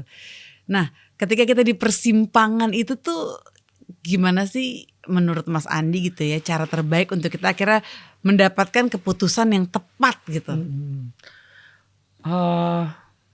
Untuk mendapatkan keputusan tepat ada beberapa hal. Pertama nentuin sendiri, tapi yang paling penting menurut aku, kamu dalam hidup ini punya banyak kebaikan agar hidup menunjukkan jalanmu sendiri. Aku selalu punya prinsip bahwa apa yang ditunjukkan kehidupan pada aku itu jalan terbaik buat aku. Jadi gimana aku bisa mengakses itu? Aku banyak-banyak berbuat baik. Karena kehidupan akan mengarahkan. Jadi kalau kita punya banyak kebaikan itu akan mengarahkan kita hidup. Jadi kehidupan itu yang akan mengarahkan sendiri dengan kebaikan yang kita miliki. Karena kebaikan yang kita miliki itulah bisa menjadi petunjuk kita menghadapi kehidupan ini. Jadi kalau misalnya ada yang galau, suka shifting, ini ganti itu di persimpangan, banyak-banyaklah berbuat baik untuk kehidupan, memberikan orang lain petunjuk, memberikan membimbing. Mungkin karena aku profesinya sebagai teacher ya, maka karena sering memberikan petunjuk, jadi kayak hidup itu ngalir kayak kok bener, kok tepat gitu. Jadi banyak-banyak memberikan orang lain. Saya Mbak Andari kerja di kantor, senang-senang lah memberikan orang lain jalan gitu. Ini loh kesini gitu. Maka kita juga akan diperlakukan yang begitu juga. Simple aja. Simple sih sebenarnya menjalaninya itu. Karena kadang kita bertanya aja sih. Memang bertanya itu membuat kita semakin rumit sih sebenarnya. Tapi kalau kita sering meditasi yang tadi itu, aku di sini saat ini begini, aku terima, itu akan ditunjukkan jalan sih. Tiba-tiba nanti dapat di luar daripada ekspektasi dalam hidup ini. Itu aja sih. Tapi tadi menarik juga ya, dengan kita bertanya gitu, bertanya ke diri sendiri, tapi kan kadang jawabannya nggak langsung ada tuh Mas Andi. Kalau Mas Andi sendiri ketika butuh sebuah jawaban gitu ya, bertanya, terus caranya gimana sih stepnya sampai akhirnya dapat ini dia jawabannya nih gitu? Dulu tuh sering banget kalau kayak gini tuh. Mhm. Paling sering ya akhirnya harus tutup mata sih. Tutup mata, narik nafas, meditasi bentar, biasanya datang sendiri. Itu paling untuk mendapatkan jawaban paling bagus bertanya pada dalam sendiri. Hati bisa jawab kok itu. Yang penting tadi hatinya di sini bagus. Cakra jantungnya besar. Itu Balik bisa lagi dengan kindness tadi, kindness sering-sering ya. berbuat baik supaya cakra jantung besar. Besar. Sehingga kalau kita muncul sebuah pertanyaan, kita tinggal tanya aja, tunggu jawaban Iya, dari hati gitu ya. Benar. Itu Oke. kindness sih yang bisa, makanya kan Dalai Lama mengatakan my religion is kindness. Agamaku adalah kebaikan, karena itu very powerful. Tapi selalu backgroundnya harus understanding. Jadi not just kindness, tapi harus ada understanding yang baik mengenai kehidupan. Yes, karena kalau kindness ini juga lagi zaman kan nih, Oh, orang iya. aware tentang people pleaser gitu. Iya, benar. Jadi akhirnya pengen baik ke semua orang Iya, gitu, iya. pleasing others, tapi tidak memprioritaskan diri sendiri Benar, juga benar, gitu. ya. Jadi akhirnya kayak tergerus lah ya dengan sibuk untuk ngasih ke orang, tapi nggak ngasih ke diri sendiri gitu. Ya. Nah kalau tadi terkait understanding life-nya itu Iya, tuh apa aja yang harus kita pahamin nih Mas Andi? Kalau Esensinya apa aja sih yang bisa di-share di sini? aku banyak dari guru Buddhis ya, yang mengenai tentang understanding life itu lebih banyak dari Buddhis aku lebih ngena sih. Misalnya di Buddhis diajarin tentang misalnya meja ini. Meja ini sebenarnya adalah kumpulan daripada kumpulan daripada kayu, besi dan seterusnya. Yeah. Atau kita lihat punya rumah. Rumah itu kan kumpulan daripada atap, dinding, dan segala halnya. Jadi hidup juga seperti itu. Hidup itu tidak ada yang solid, tidak ada yang benar-benar kok. Misalnya kalau kita bilang rumah, mana sih yang rumah itu? Yang ada adalah kumpulan-kumpulan. Ketika kita mengerti ini, bagaimana kumpulan-kumpulan ini bisa terjadi? Misalnya kenapa rumah bisa terjadi? Karena ada misalnya kenapa ada rumah bagus, ada rumah kurang bagus? Karena ada kumpulan-kumpulan. Kenapa kumpulan-kumpulan ini ada? Tergantung uang yang kita miliki. Dalam hidup ini, yang aku pelajari di Buddhis, bagaimana kehidupan kita ini tergantung seberapa banyak uang yang kita punya. Bukan maksudnya uang, tapi seberapa banyak kebaikan yang kita punya, itulah membentuk kehidupan kita. Jadi bagaimana kehidupan kita, seberapa banyak kebaikan yang kita punya. Sama juga kalau rumah kita kan terdiri dari beberapa bahan tuh. Iya, ada kerang, beberapa material lah ya. Tergantung materialnya apa dong. Ini tergantung seberapa banyak uang yang kita punya. Iya. Sama juga dalam kehidupan ini, tergantung seberapa banyak kebaikan, ya dalam Buddhis disebut dengan punya, yang mana itulah yang membentuk hidup kita. Seberapa bagus kualitas rumah kita tergantung seberapa banyak punya yang kita kebaikan yang kita punya, kindness yang kita punya itu segitu. Itu yang paling sangat menolong aku dalam memahami hidup. Jadi bagaimana aku melihat hidup, bagaimana hidup membentuk aku lihat aja seberapa banyak aku melakukan kindness pada diriku dan juga kepada orang lain. Itu understanding. Sehingga kita tidak playing victim ya, Yeah. nggak menjadi korban. Kok gue kayak gini sih, kok nasib gue gini sih, kan kadang suka gitu kan. Kita kayak mempertanyakan gitu, kok hal ini terjadi sih. Balik lagi kita yang menciptakan realita hidup kita gitu. Benar. Jadi waktu itu kan aku juga sampai kayak gitu Mbak. Jadi pernah sampai playing victim, menyalahkan siapapun dalam hidup ini. Sekarang tuh benar-benar aware sih. Oh iya, aku harus bawa kayak gini nih. Aku mengalami begini, jadi aku harus terima nih. Karena aku yang buat sendiri. Hidup adalah tanggung jawabku sendiri. Makanya pada saat ini aku memilih bagaimana aku merespon. Aku memilih bagaimana aku bertindak kepada sesuatu. Itu berangkat daripada kindness. Harus berangkat dari situ. Kalau enggak bahaya banget sih. Hidup kita bakalan kita anggaplah kacau gitu. Pernah gak Mas Andi dihadapkan dengan satu situasi yang Mas Andi harus ngambil keputusan A gitu misalnya. Tapi untuk ngambil keputusan A ini semacam langkah besar yang kayaknya tuh susah banget untuk milih itu. Akhirnya yaudah deh nggak usah deh, gue ini aja deh gitu. Daripada itu terlalu kayak beresiko mungkin, atau terlalu tinggi lompatannya sehingga udah deh gue di zona yang ini aja deh gitu. Daripada gue ngambil itu tapi kayaknya berat gitu. Kalau diambil juga nggak apa-apa, tidak diambil juga tidak apa-apa. Nah, ingat aja sih dunia ini kalau ada apapun, ada tantangan atau apa, ya semua punya konsekuensi aja sih.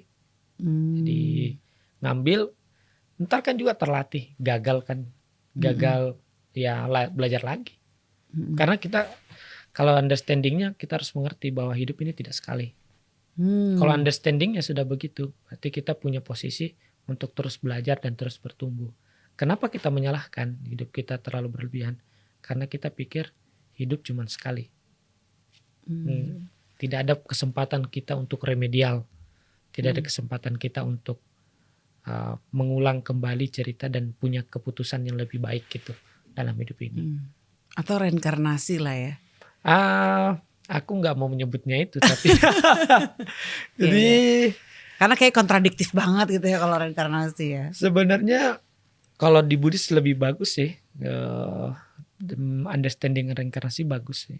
Jadi sebenarnya tidak ada yang disebut misalnya tidak ada jiwa yang lahir kembali, tapi kindness yang kita punya itu membentuk hidup kita.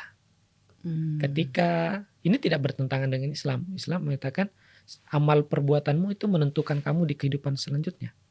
Di Buddhis dikatakan apa yang kamu kindness yang kamu punya yang Buddhis menyebutnya punya. Punya itu tuh artinya kalau di Buddhis adalah kindness, virtue, kebaikan dan seterusnya. Itu membentuk hidup kamu nanti gimana bentuknya. Jadi kalau itu kindnessnya kurang, maka bentuk kehidupan kamu juga kurang, minim gitu. Jadi tergantung. Jadi aku lebih senang perspektif Islam dan Buddhis ya, bahwa tidak ada sesuatu yang di dalam yang terus berpindah, tapi ada sesuatu yang bergabung. Kita mendapatkan suatu kehidupan yang baru, tergantung seberapa banyak uang, seperti contoh rumah tadi, seberapa banyak modal yang kita punya untuk mendapatkan kehidupan yang lebih baik. Gitu aja, aku lebih senang memahaminya seperti itu. Jadi enak kita menentukan hidup. Kita mau hidup bagaimana? Ya tergantung kamu modalnya apa. Kamu mau tinggal di Menteng, kamu pengen tinggal di mana nih? Atau tinggalnya di Jogja, kan beda tuh. Living costnya kan beda. Ya. Tapi kalau udah memahami dari angle itu rasanya emang membebaskan banget sih, karena kita nih yang menentukan. Iya, bener banget. Karena kan untuk berbuat baik segala macam itu tidak bisa diwakilkan kan? Nggak bisa. Dan itu yang membebaskan kita juga dari segala macam bentuk fear of judgment lah, atau mungkin kayak kita membandingkan dengan orang lain lah. Kita kan nggak tahu holistiknya mereka tuh seperti apa gitu. Yang kita tahu kan diri kita sendiri kan. Dan aku seneng banget waktu pertemuan kita itu Mas Andi bilang apapun yang kita lakukan walaupun nggak ada yang lihat gitu ya. Tapi kalau di hati itu rasanya enak gitu, ya udah lakuin aja gitu. Dan itu kayak setiap momen tuh kita memberikan diri kita sendiri, menyirami diri kita sendiri dengan rasa yang real joy gitu dari apa yang kita lakukan. Kalau dari cerita Mas Andi gimana kesehariannya Mas Andi? Keseharian kan dari pagi nih bangun, terus ngajar sampai siang lanjut, terus ngontrol murid-murid. Tapi karena kalau dilakukan dengan our heart, dengan hati kita, kita melakukannya dengan joy gitu.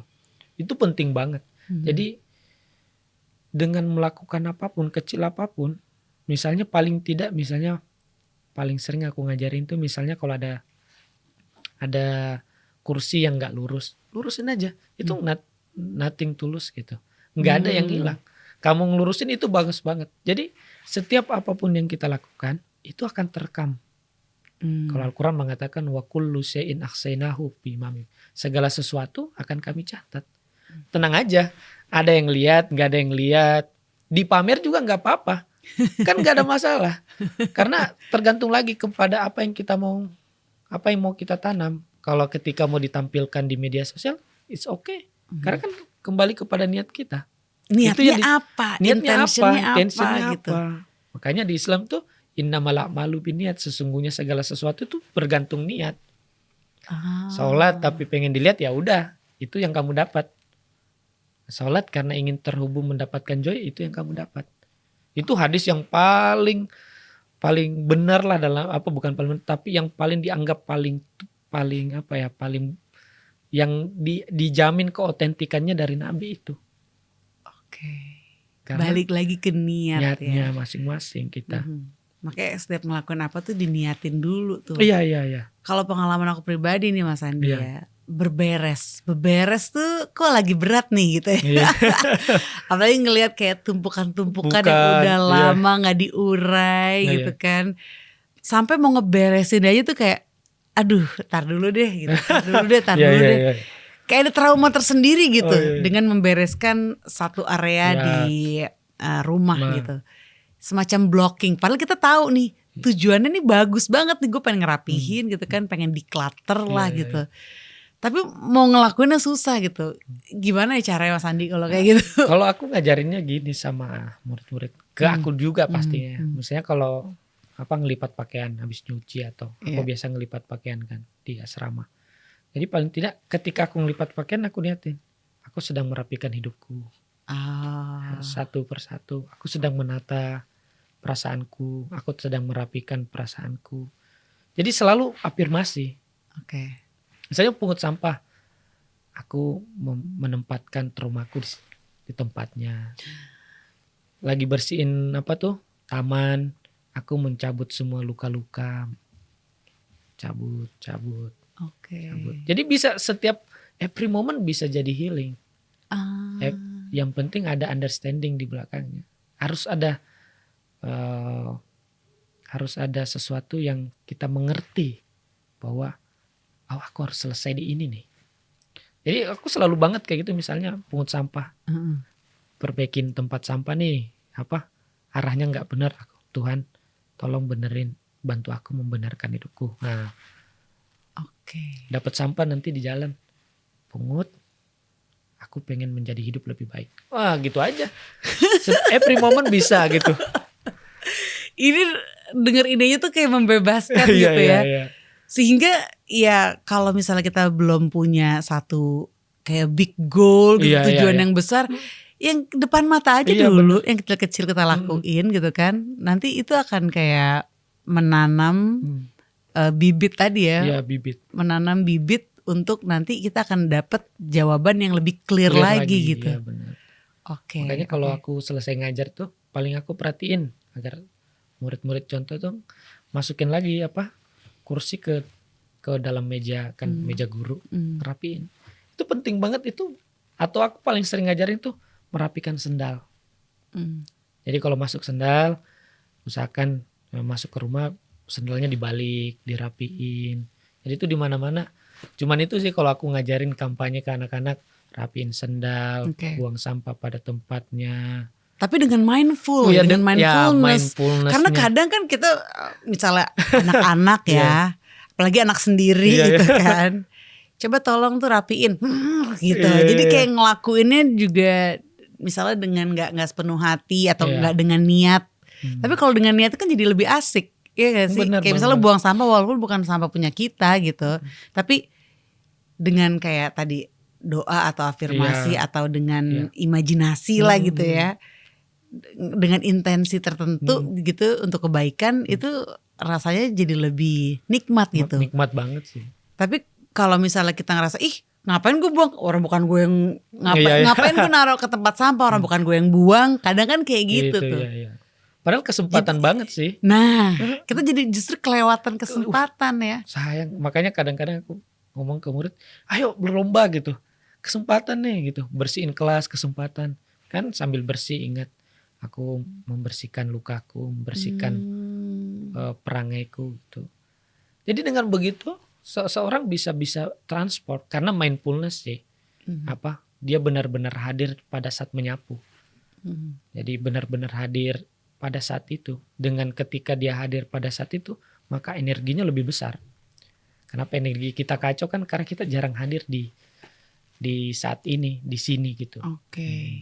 Nah, sebagai yang Mas Andi yang sering praktis kesadaran gitu ya sehari-hari gitu, merasa sesuatu gak sih di pertengahan tahun 2025 ini gitu terkait kayak collective consciousness, kesadaran kolektif lah. Apa sih yang dirasa? Pengen tahu aja nih dari perspektifnya Mas Andi. Pertengahan 2025 ini ya. Jadi sebenarnya kan peristiwa perang kemarin kan ada perang sebentar tuh, beberapa waktu.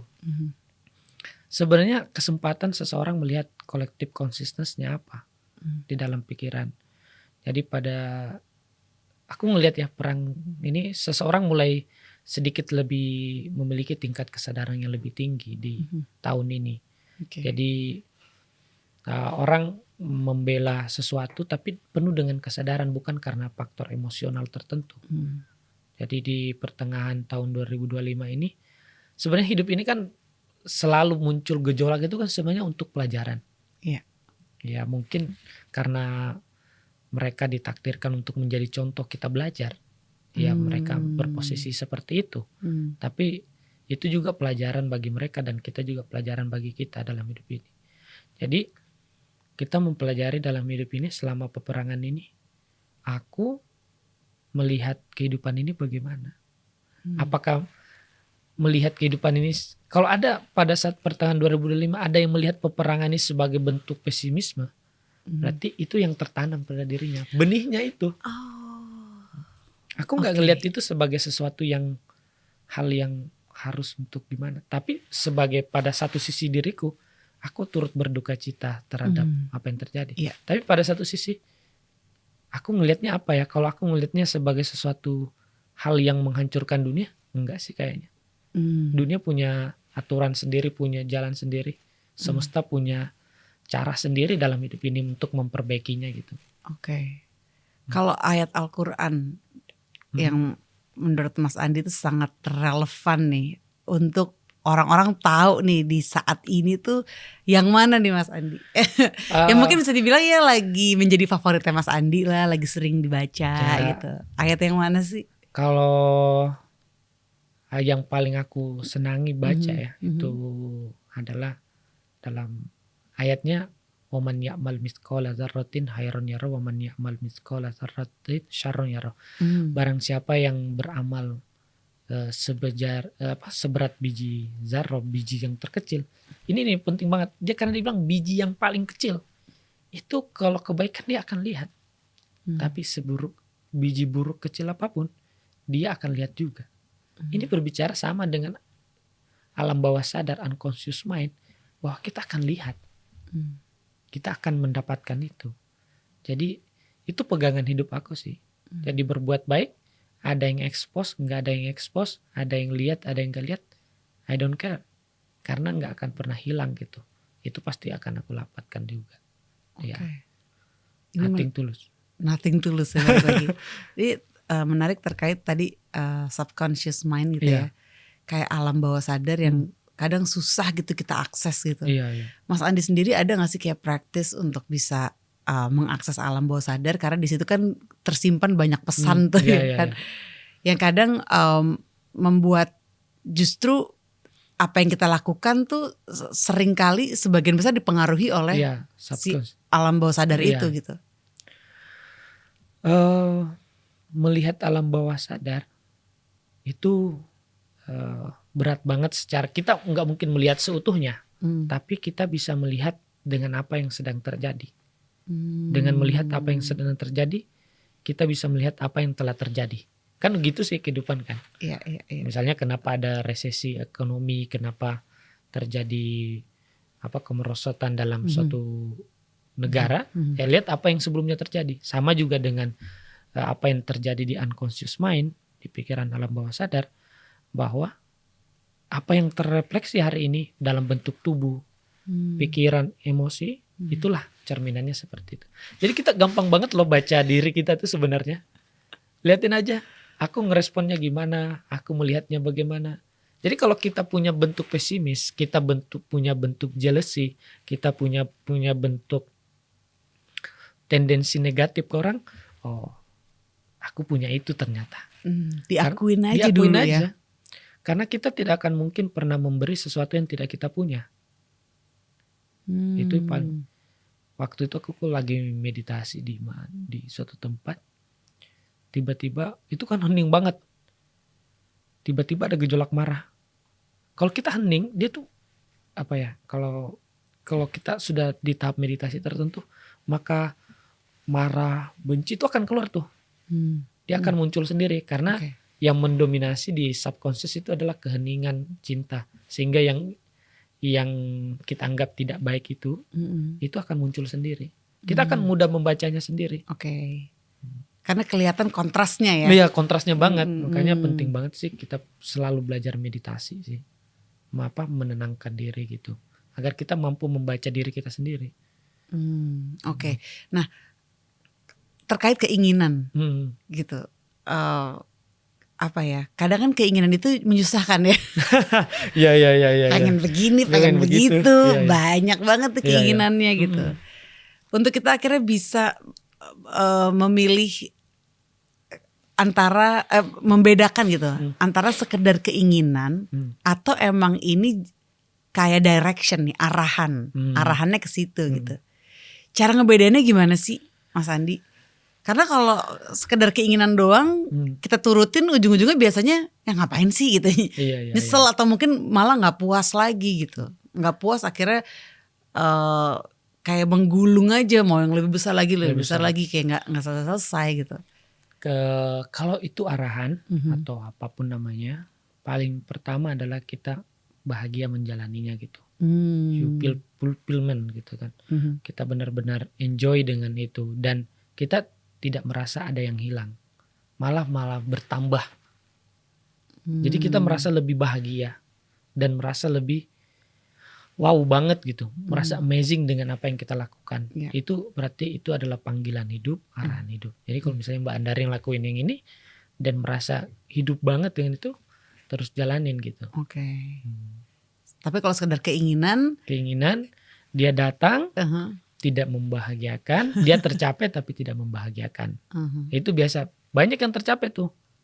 Tercapai, tapi kok aku nggak merasa fulfill ya, nggak merasa gitu, nggak merasa momennya nggak ada gitu.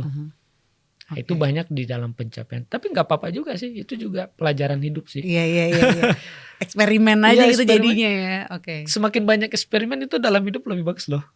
Karena the next life, apapun itu namanya, kita akan lebih punya kebijaksanaan lebih tinggi. Jadi sebenarnya dalam hidup ini, kalau Al-Quran mengatakan tidak ada yang engkau ciptakan Tuhan batil, tidak ada yang sia-sia. Jadi apapun yang terjadi, Mbak Andari kecewa, Mbak Andari nggak fulfill, santai aja. It's work kok, itu berfungsi kok. Tapi nggak bisa langsung, tunggu aja gitu. Balik lagi, yang penting selanjutnya adalah niatnya lebih lagi, clear lagi gitu ya. Clear intention itu penting banget sih. Selanjutnya nih pengen tahu healing quote favoritnya Mas Andi apa sih? Ini healing quotes-nya aku paling favorit. Ini dari Buddhist Zen Buddhism. Dia bilang begini, aku lupa bahasa Inggrisnya ya, tapi bahasa Indonesia gini. Hidup ini bukan untuk mencari jawaban, tapi hidup ini untuk hidup ini untuk bagaimana jawaban pertanyaan tidak ada. Aku bahasa Inggrisnya lebih bagus sih, tapi intinya hidup ini bukan mencari jawaban, tapi bagaimana pertanyaan itu hilang. Karena kalau kita hidup, pertanyaan akan selalu banyak. Iya. Kita question kan, ada pertanyaan, terus ada jawaban. Dari jawaban itu akan lahir pertanyaan. Lahir pertanyaan dan pertanyaan sampai tidak. Makanya kan pemikiran akan selalu lahir. Karena apapun yang di pikiran itu tidak akan pernah bisa jawaban. Makanya dalam quotes Buddhis itu dikatakan di dalam keheningan ada jawaban, tapi di dalam pikiran ada pertanyaan tidak ada jawaban. Jadi aku ulang ya. Dalam keheningan ada jawaban tapi tidak ada pertanyaan. Tapi dalam pikiran ada pertanyaan tapi tidak akan pernah ada jawaban. Itu membantu aku banget ketika misalnya ada persoalan nih.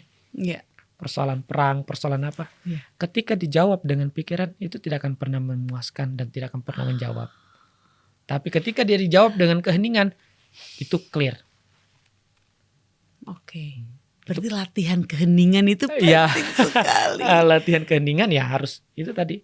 Di sini saat ini aku begini, aku terima. Oke. Itu belajar itu kembali ke keheningan Coba begitu. aku latihan ya.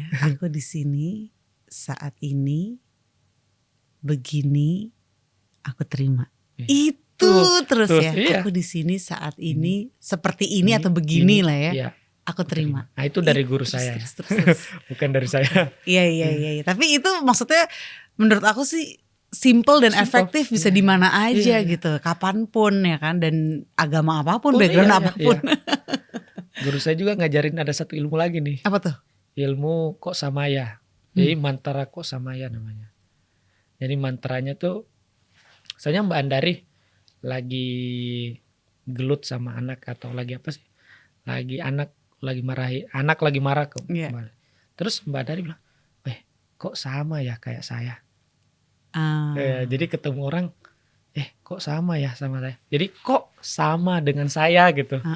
Jadi itu membuat kita interpretasi diri. Kok sama ya dengan saya ya. Jadi kita nggak menyalahkan orang. Oke. Jadi kita Iya, jangan ngejudge Iya. yang apalagi negatif gitu Apalagi ya. negatif. Karena itu juga apa yang kita lihat dari dia. Kan sebenarnya satu orang, perilaku orang ini kan kita melihatnya dari berbagai angle kan. Iya, Setiap bener. orang pasti ngelihatnya beda-beda. Apa yang kita lihat ya itu cerminan dari kita. Ya benar-benar banget. Apa yang kita tangkap itu cerminan karena apa yang kita tangkap dari sesuatu itu kayak ini ada signal di sini dia ketemu. Jadi ketika kita Iya, lihat iya. persoalan Aha. di sini kita lihat dia apa yang muncul marah. Oh dia ketemu tuh. Oke. Jadi sejenis. Yes. Berarti buat yang suka nyinyir nih Iya, kan iya. sama keadaan orang Iya. lain lah, mau itu baik mau itu buruk gitu kan, yang penting pokoknya nyinyir terus gitu. Nah coba hati-hati ya karena itu juga berarti bagian dari diri kamu Iya. juga gitu. Tapi bagus juga sih akhirnya dia harus nyinyir agar dia belajar. Oh ada ya ternyata nyinyir dalam diriku gitu. Kesempatan sih. Balik lagi Diakuin, diterima, dievaluasi, dirangkul, diberikan cinta. Itulah caranya ya. Iya. Dan habis itu jangan lupa bilang terima kasih. Terima kasih. Karena bagi aku tuh baru-baru ini aku nemukan kata terima kasih itu powerful banget dan itu mantra. Karena terima sebenarnya kan kasih itu bisa sebagai kita giving, kita memberikan, atau kasih itu kasih sayang. Nah aku mengartikannya ketika kemarin mantra aku tuh terima kasih, aku terima kasih, si kasih sayang itu. Jadi apapun yang muncul di pikiran, aku bilang terima kasih, aku terima kasih. Ya, benar. Apapun itu bagi aku kasih. Jadi intinya gitu loh. Itu sebenarnya mantra terima kasih itu kan sudah ada sejak kalau nggak salah ya abad ke-7 Masehi di Jambi itu sebenarnya dari Buddhism sebenarnya. Jadi waktu itu konsep terima kasih itu sudah diajarkan. Itu sebenarnya konsep semua makhluk berbahagia, terimalah kasih. Yes, gitu. itu. Tapi kalau aku waktu itu lagi lemah kan, Iya. lagi lowest point, jadi aku terima kasih, aku yang terima kasih. Aku yang terima kasih sayang gitu. Terima kasih. Tapi itu pun juga akhirnya nourishing gitu sampai akhirnya aku bisa ya memberikan juga gitu. Terima kasihnya akhirnya diartikan jadi apa yang aku terima aku kasih gitu. Itu powerful banget loh. Sebenarnya every moment itu powerful. Yang penting kita present di situ. Yes. Ngobrol gini kan kadang-kadang kita tiba-tiba naik. Karena kita present in this moment gitu. Yes. Moga-moga yang menyaksikan juga kayak gitu ya. Bisa mendapatkan presence nih yang hadir dari diskusi ini gitu. Oke, terakhir nih Mas Andi. Apa yang mau disampaikan untuk generasi muda? Karena kan Mas Andi ini masih tergolong muda lah ya. Masa sih? Udah mendekati Gen Z loh ya kan. Apa yang mau disampaikan untuk generasi muda sekarang? Aku lahir 96 itu masuk milenial atau Gen Z? Itu tengah-tengah banget sih. Ya. Itu udah kayak masih milenial deh. Tapi ke 97 kalau nggak salah itu udah Gen Z. Iya nggak sih? atau perantara ya antara milenial dan Gen Z. Iya katanya sih tengah-tengah. Iya. Oh pesannya ya? Iya, yang lagi memulai journey-nya nih untuk mengenal diri sendiri, untuk mulai kayak udah awakening juga, tapi masih apakah ini awakening gitu kan? Masih kayak apa ya, masih banyak pertanyaan, tapi udah mulai kayak kayaknya gue harus mulai memasuki perjalanan ke dalam diri deh gitu. Kalau pesan aku sih buat anak-anak gengsi ya, ya nikmati hidupmu saat ini, tapi jangan lupa belajar aja sih. Tetap membuka kemungkinan apapun dalam hidup ini, apapun dipelajarin, diamati. Paling penting dalam hidup ini kalian punya tempat untuk pulang dalam hidup ini, karena itu yang paling penting. Tempat pulang itu dalam diri kita sendiri, paling penting dapat itu. Ya kemanapun kita berjalan dalam kehidupan ini, tapi kita punya rumah di dalam diri, di hati, kita akan tetap aman dalam hidup ini.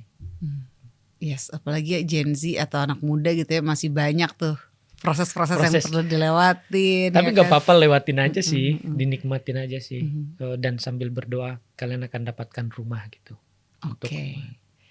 Terakhir banget lagi nih ya, yang untuk mereka generasi apapun gitu ya, yang baru memulai perjalanan healingnya nih. Kayak baru menyadari kalau oke, gue ada trauma nih, harus kayak dirangkul, harus. Dan itu kan juga prosesnya panjang gitu kan. Apa nih yang mau disampaikan Mas Andi? Silakan kamera yang sebelah situ. Apapun yang bagi siapapun yang mendengar ini, untuk pesan sih bahwa bukalah dirimu sebesar-besarnya untuk menerima apapun itu. Karena dengan itu perubahan bisa terjadi, dengan itu healing bisa terjadi. Karena kalau ditutup tidak akan ada yang bisa terjadi. Tidak akan ada perubahan yang bisa terjadi kalau kita tutup. Jadi buka dirimu seluas-luasnya untuk menerima apapun. Karena dengan menerima apapun, kamu siap untuk berubah. Oke, wow, thank you banget loh ya Mas Andi. Ini sebenarnya masih banyak yang pengen aku bahas, cuma mungkin nanti boleh kali ya main-main lagi ke sini ya. Sekarang kita udah cukup panjang nih pembahasannya seputar healing, awakening, dan juga kesadaran dalam keseharian. Itu penting banget. Ingat setiap momen itu adalah kesempatan untuk kita menabung lah ya. Iya, menabung ke kindness gitu. Menabung kindness gitu, walaupun seakan-akan hal itu kayak nggak berarti gitu, nggak ada yang lihat nih. Terus bukan urusan gue juga sebenarnya. Tapi di balik itu kalau kita mau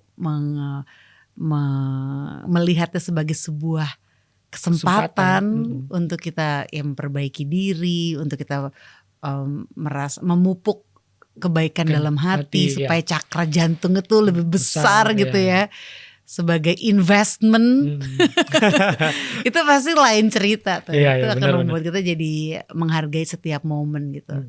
Dan tidak ada yang hilang juga toh gitu ya, nothing tulus. Thank you so much Mas Andi ya. Semoga bermanfaat nih untuk yang menyaksikan gitu.